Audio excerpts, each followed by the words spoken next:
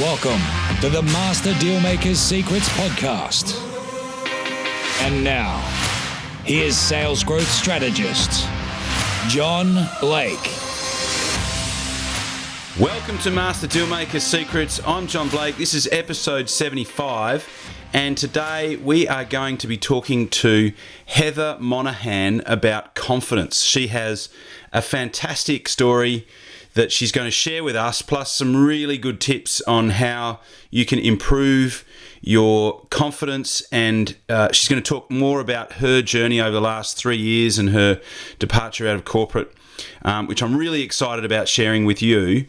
But first, if you've got lead flow and you want to convert more of those leads into sales, go over to johnblakeaudio.com and get your free audio training where I show you the exact strategy that you can use to double your sales with your existing leads. This is the biggest untapped revenue opportunity in almost every single business. I would be super surprised if you didn't have room to move in this area and some hidden money that you can grab using this strategy, which works really consistently. This is the first thing that I do with every new client that comes on board with me, and it's the fastest way I know that you can get some really strong sales results ASAP. So head over to johnblakeaudio.com, grab the audio training, and what you'll also get is a PDF with the exact word-for-word email templates and word-for-word scripts that you can use when you're leaving a voicemail message for somebody, what to say when you actually get through to them, so that you can be proactive, so that you can stay professional, and so that you can really avoid pissing people off. So I've used this for years and years and years. It works really, really well. You will almost never get any pushback from using it, and I'm sure it's going to work well for you. So head over to johnblakeaudio.com now and grab that, and I will no doubt hear from you and your success story. Cheers.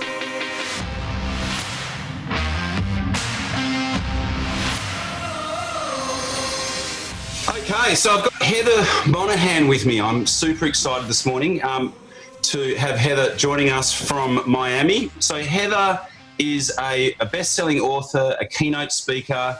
She has created a podcast called Creating Confidence. She's an entrepreneur. She's the founder of Boss in Heels. There's a whole bunch more other stuff on her bio that I could talk about, but I'm probably going to get Heather to share that with us this morning. So we're going to be talking about confidence, and as part of being in sales, Master Dealmaker Secrets, confidence is just such a massive thing, and that's what got my attention when we first started chatting, when I first started talking about the possibility of having Heather on the podcast. So I'm super excited to get stuck into it. Good morning, Heather, from all the way from Miami, and it's like 8 o'clock your time. So thank you for joining us. Yeah, good evening. Cool. So look, I've got some questions that I wanted to go through with you around confidence. But what really intrigued me about you is your journey. You were in corporate, and then you had a fairly sudden departure from corporate, and then you've had a pretty exciting last 3 years as you've been building your own business. And so the question I had for you is, why did you choose confidence as your area of business genius, or did it choose you? And how does that relate to your story and in terms of your leaving corporate and then now this is your core area of expertise?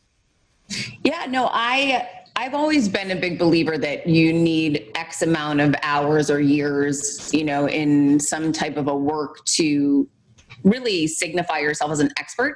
So to me, I'm an expert in sales leadership, running companies. That's what I was doing for 25 years. And that is my expertise. Yeah. I decided to dive into the topic of confidence when I got fired 3 years ago this week. I was fired from my chief revenue officer position. Yeah. And I decided to dive into that topic to learn more and teach myself more. So it's funny when people will say to me, you're an expert in confidence. I don't think 3 years in a topic really signifies expert. However, it is something I've spent a lot of time working on in the last 3 years. I know a lot more about it now than I did 3 years ago. But yeah, I go back to, I'm an expert in sales, revenue generation, and leadership. That's my jam. And in the past 3 years, I've really started to learn more about confidence. Yeah, because the confidence is such a key part of being able to have success in sales, because, you know, as you know, it's commonly known is that the majority of communication is non-verbal, and the non-verbal part of it comes from mindset, and the core element of mindset is confidence. You know, like you can give somebody a mediocre approach or framework, but if they've got confidence behind that, they can get success. And I'm sure that you would have seen, you know, in your experience, where you get someone who's brand new in sales, and they haven't got a lot of technical ability, but they have success because they're enthusiastic and they're confident, and that rubs off on people.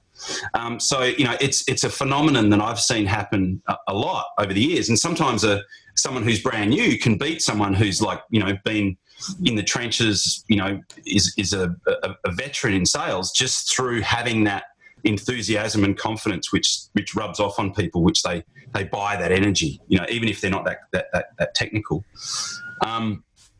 Is that something that you've noticed when you were Chief Revenue Officer of the... so what was the name of the company that you work for?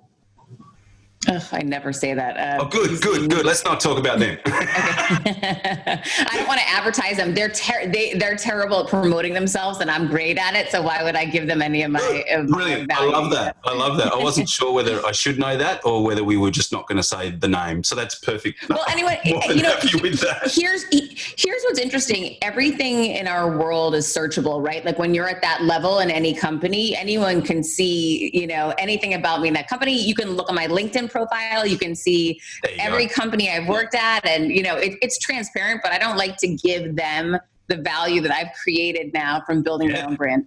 Yeah, that's brilliant. I'm curious, is there any particular, so obviously there's, you know, a massive amount of practical experience. You know, when I think of confidence and some of the, you know, the work and I guess the training and the resources that have influenced, you know, my understanding and application of confidence. Are you familiar with the work of Maxwell Maltz? Have you ever studied any of his stuff? No, I don't know who that is. Yeah, gotcha. So yeah, it's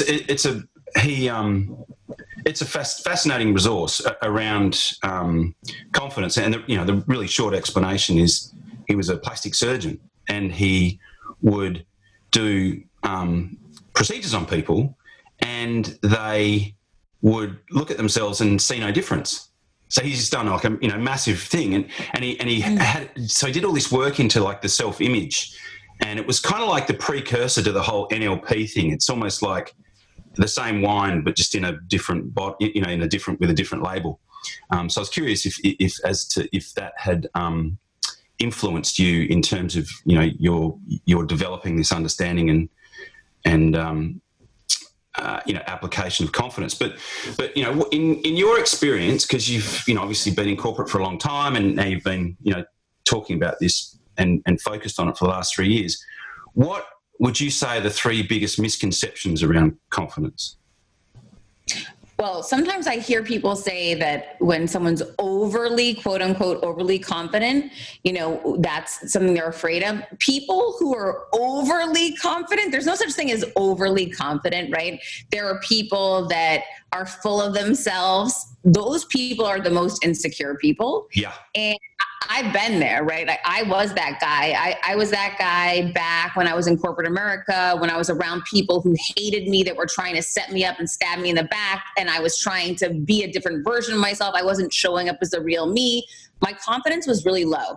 And I would be that guy. I'd go right in and grab the mic and want to, you know, I want to take over and I want to do this. And I was the loudest and the most forceful, aggressive.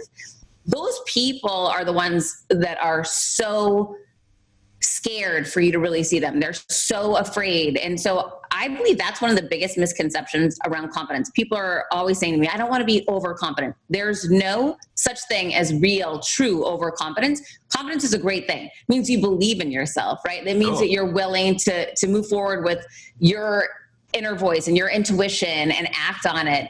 There's no such thing as overconfident. There are people who are completely insecure, who are pretending they're confident, and that's what people confuse that with. So that's a misconception to me. Another misconception is if you're confident in one arena in your life, you're confident in every arena. That's not true. So you might be super confident at work, which I've been at different times in my life, and then not confident in your relationships. Not confident going to the gym, not confident as a parent. That's fine. That's real. As we grow and step into new arenas and challenge ourselves, we get into spaces that we don't have expertise in, that we don't have experience in, and we feel a lack of confidence. And that's okay. And it's okay to say, wow, I'm not great at this yet. I remember when I first had my son, I thought, am I going to be a good mother? Will I know what to say? It was overwhelming. And that idea of accepting, okay, today I'm a rookie. I am new in this role. I'm going to trust myself to try to build some confidence along the way. So what I've learned is that you can't be confident across the board, and there's peaks and valleys. It will change. It's a fluid situation. So you just have to allow for that and more embrace it and step into it. Other things that I've seen that I feel like are disbeliefs or mistruths out there are, that one kind of person is confident. Only if you're smart can you be confident, or only if you're attractive can you be confident, or only if you're a good athlete can you be confident. Those are lies. That's not true. So it's really about who you are inside and not who you are as the world sees you. That's a completely different situation. Yeah, so you're picking up on a couple of the things that you said there. That those people that appear overly confident. The word overly relates to probably a level of authenticity that you're not actually seeing. if they're over the top, it's like, wow, there probably is something that they're overcompensating for. So I totally agree with that. Is that if someone is over the top, it's like there's a level of insincerity that you're sensing there, and it's like, okay, that person's overcompensating for something. And then the other one is that in different contexts, I'm great in front of a group of people. I can. I've sung in bands, all that sort of thing. But there are certain contexts where I'm not confident at all. You know what I mean? Like, I'll be the quietest person in the room in many ways. I can be a real introvert. So, they're definitely two misconceptions that I would totally agree with, for sure. So, what are some things that we can do in situations where we don't feel as confident as what we would like to? Where we would, are there some frameworks that you talk about, or some things that we can do to address situations that we find ourselves in where we are not as confident as what we would like to be, but we would like to be more confident? Are there some things that some simple things that you can do, or think, or anything that you can suggest? Yeah, for sure. So, number one, we like to have people cheering for us, right, and encouraging us, and we don't always have that. So be your number one cheerleader. When you believe in yourself, and just choose to do it. It's not something like, oh, but I still don't know if I'm going to be great at it. Choose to be your number one cheerleader. I choose every day me. I'm choosing me. I'm going all in on me. And so no matter if Heather's going to go for something, it doesn't go great, I'm still the one on the sidelines going, great job, way to go, kid. You tried, like, you showed up. I will always be my number one cheerleader. That's a game changer, because there will be people in your life that will show up and disappear. Some will be here, some will not be. That's going to come and go. But what you can control is you supporting you. So I'm always encouraging me. I have a file on my phone. I call it Fam Love. And I save little notes that I get from people, screenshots. And anytime anytime I'm feeling a little down or discouraged, I look in that file and I say, oh my, look what you did. Oh, way to go, kid. Great job. I'm always encouraging myself through validation, through different things and accomplishments I've had. I review my resume. I review my testimonials. I'm always asking for social proof. Hey, if you enjoyed this presentation, I'd love to hear from you. Send me a DM. I'm always referencing back to the impact I have on other people. It's just further validation of what I'm telling myself all the time. You're doing great. You can do this. If I have a big talk or a big meeting, I go to the venue ahead of time. Nobody knows I'm there. When I had my first TED Talk, I went to the venue, and 2 weeks ahead of time, I walked around, I filmed it. I filmed myself up there. I filmed myself saying, you're getting 50 million views. I visualize what's going to happen. I put myself in the arena and I start to feel it long before anyone else is thinking about it. And yeah, this is work, right? So this isn't easy. If you really want to create confidence and show up as your confident self, you got to put the time and the work in. So I practice. Back to the TED Talk. I was super nervous for my TED Talk. I gave it in October, and I put moments that I wanted to really stand out. There was 10 of them, and I literally plastered them around my condo. I live here in a 2-bedroom condo with my son. Mm-hmm. He's like, Mom, this is crazy. You have all these writings all around the walls. Like, what? You know your TED Talk, because he heard me practice all the time, right?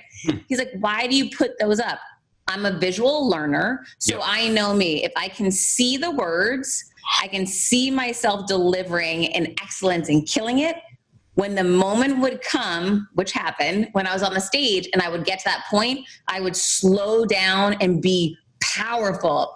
And that was my intention. I had an intention around that. When these 10 moments come up, Heather, own them. Those are your moments. So I was very deliberate and intentional about it. I practiced. I put the time in. I wrote it out. I saw myself doing it. I went to the venue. I practiced. All of these different things that I do, they ensure that I'm confident. And still, I wasn't confident. I'll tell you, in that regard, the day of my TED Talk, they asked, I was a first speaker, and they said, and there's a series of speakers when you do a TED Talk, they said, hey, we want you to get up right now in the dry run through and start your talk. And I was in sweatpants with my hair in a knot. I had eye patches under my eye. Like I wasn't in my vibe. And I have a very specific sequence that I go through before I'm doing something big. Yeah. I have a playlist that I listen to. I have lavender that I smell. I have, I put notes on the bottom of my shoes. I will. I wear a power color. Like I have a routine when I'm about to go on a stage and I encourage other people to do this too, because the more you train your brain to say success is about to occur because I'm doing A, B, C, and D, success will occur when you do A, B, C, and D. So I've trained my brain over the past 3 years. Anytime I go through this process, I'm about to kill it.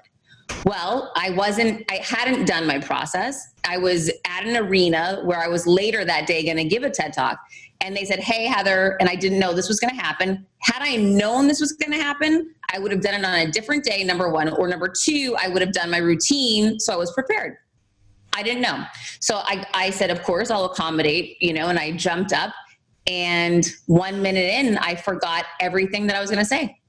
And so that was This was in the dry run or in the actual one? No, I killed my TED Talk. My TED Talk. I know. I was going, hang on. I watched that amazing. My TED Talk's amazing. No, this was that morning before I gave my TED Talk. I blinked, and I blinked on everything. And it's because I hadn't gone through my process. And I said, I'm done. And the man in charge said, that's fine. We got enough sound check from you. We're good. And I said to myself in my mind, I'm leaving here right now, which was super smart. And I went to walk off the stage, and a woman said to me, you're just like a friend of mine who had a chance in the NFL. And the one time he was in the Super Bowl, he blew it. And I said, thank you. Not helpful. I will now be leaving. And I left. I walked right out of there. I didn't bring anyone's negativity with me, right? I just walked out. I let it fall off of me. I got in my car and I went to meet 2 people who love and support me and encourage me. And I was in tears. I was panicking. I took my notes. I put the music on that I play before I'm about to crush a speech. I smelled my lavender. I had my shoes, my notes, my color, like all of my things. My routine was there. And I had two people that were standing by me to really uplift me and remind me, Heather, don't forget this. Remember this time? Remember when the pressure hit on this one and you still did it? And I started processing everything, looking at my notes, doing my routine. And I got myself back into my right mindset and right in my right routine. And I said, okay, I'm just going to go. Let's just go. I'm going right now. And I just went and I walked in there and I was nervous, but I'll tell you, I killed that talk. And I lowered expectations on myself. You know, like I really said to myself, I will never forgive myself if I don't walk out there right now, but I will be so proud of you if you walk out there and blow it. And that was the pressure I took off myself, allowed me to walk out, which allowed me to give the talk I was prepared to give. I don't think you were ever going to blow it. I've seen that. And in fact, if anyone's listening, they should totally go and see that, because I think, you know, I mean, it's that whole scenario that I think if anyone who's ever worked in an office, you know, has had, you know, some sort of corporate psychopath that they've had to deal with. So that, you know, the TED Talk in particular is brilliant. But a couple of things that you said there that really jumped out at me. When you said, in fact, out of interest, when you said you saw yourself, did you see yourself from the third person, or did you see yourself looking through your own eyes? In which instance you have to tell me? You said you saw yourself, you know, in your routine, you saw yourself doing a really, really good job. Did you see yourself from a third person perspective visually, or did you see yourself through your own eyes? I guess that's through my own eyes. Yeah. Got it. Awesome. I love that. Yeah. So the reason I asked that is that that's really quite aligned with this whole Maxwell Maltz thing. He talks about the theatre of the mind, and you've just actually said something that comes up in the book. So that jumped out at me. The other thing that really jumped out at me was the fact that you had a routine that you followed, you know, that was going to allow you to really kill it in the talk. And then the other thing that really jumped out at me is I have this you know, I've been working with salespeople now for 17 years as a coach and 30 years as a, you know, sales manager, business owner, all that sort of stuff. And I have this framework that I share with people when they get into a rut. And one of the things that I say is go back and read your testimonials, exactly what you said, and talk to 5 clients who think that you are amazing. Like, just ring them up, no agenda, just talk to them, you know, because the support and enthusiasm and the friendliness just in their voice will lift you up. So, you know, when you said that you went out and spoke to 2 people who really support you and have had your back, you know, that really resonated. And another thing is, in that situation, you know, when someone finds himself in a rut or in a hard time, reconnect with your ultimate why, right? So for me, my ultimate why is my son, and I want to provide for my son. I want him to have a better life than I've had. I want to empower him and teach him. So I say to myself, this is what I did when the pandemic hit. I was miserable, right? Like my speaking business evaporated in moments. Yeah. And I was panicked. How am I going to pay my bills? And I woke up and I said to myself, who do you want to remember yourself at the end of this for your son? Will you be a leader that taught him how to live through adversity in a pandemic, or will you be someone that you are disappointed in? And I said, hell freaking no. Like, I reconnect with my why. I will show up and I will show him how to do it. Doesn't mean I knew how to do it. I will figure it out. I love that. You don't know this about me, but when my son was 5 months old and my daughter was 3.5 months old, my first wife passed away very suddenly from cancer. And one of the conversations that I had with myself was exactly the same as the one that you had with yourself around the pandemic, which was, I can either deal with this powerfully and be an example that my kids are going to look up to, so that if something like this happens to them, what they saw their dad do is the way that they will deal with it, because kids will do more of what they see you doing than what you tell them to do. Sadly. I know, It's harder. right? I know, right? I've got two. They're now 10 and 13. My daughter's 13, teenager. Mine's 13 too, so I feel your pain. Oh, there you go. So that was a conversation that I had with me. It's like I'm at a crossroads here. I can deal with this powerfully and be that example, or I can curl up in a ball under the shower and you know and I know lots of men in that situation that have done that, you know, that have absolutely gone to water, ended up in mental institutions. Yeah. You know, just massive casualties. So you know, there's always, and I love that, you know, to connect with your why, connect with your intention, you know, because that takes you back to that core level of motivation, which is also a key driver of confidence, which is brilliant. I love that. That's so good. So that's, you know, I think we've covered some really cool things that, you know, some good frameworks and some good constructs around routine and some things that people can do in situations where they would like to be more confident. Do you have say, you know, 2 or 3 books that you find yourself gifting or referring to people the most, either about confidence or just, you know, about business or sales, or, you know, that you tend to find yourself gifting or recommending? Well, of course, my book, Confidence Creator, it's the best that is out there. Number 1. There you go. Number two, I would say The Obstacle is the Way. I love that book. It's such a freaking great book, right? It's such a well-known book, but I'm a fan, and I reread it, you know, right when the pandemic started, because I just wanted to remind myself, hey, we're entering a tough time. Like, let's arm ourselves with, you know, the right way of thinking. Mm-hmm. Another older book that I read earlier on was Good to Great, Jim Collins. I like that book a lot. Yeah. And anything Jack Welch. I loved all Jack Welch's books. I mean, he's a great leader. He is. He wrote Failing Forward, didn't he? Oh, sorry, no, Jack Welch. No, I'm talking about the other guy that talks about leadership. But yeah, Jack Welch has written some awesome books. Brilliant, awesome. So, you mentioned the book. How can people get a hold of that? I mean, people can go and watch your TED Talk, which, you know, as we've talked about, is brilliant. Just do a search for Heather Monahan on the TED or on YouTube, and they'll find that. If you type Heather Monahan into Google, you'll get everything. Or you can go to my website, heathermonahan.com. Okay. You can go to Amazon. You can go to the TED site and just type in Heather Monahan. It will come up. So, you know, whatever's easiest for you. Yeah, awesome. And if people are interested in working with you or having you do a virtual keynote, or, you know, how would be the best way for people? Same way, website? Yeah, you can go to my website, heathermonahan.com, or I'm on social media at Heather Monahan on every platform, and you can shoot me a DM. Mm-hmm. Awesome. Well, thank you so much for taking some time out of your Tuesday evening to talk to us. It's been a pleasure having you on, and I'll, you know, hopefully have you on again sometime. Well, thank you so much for having me. I appreciate it. You've been listening to Master Dealmaker's Secrets with John Blake.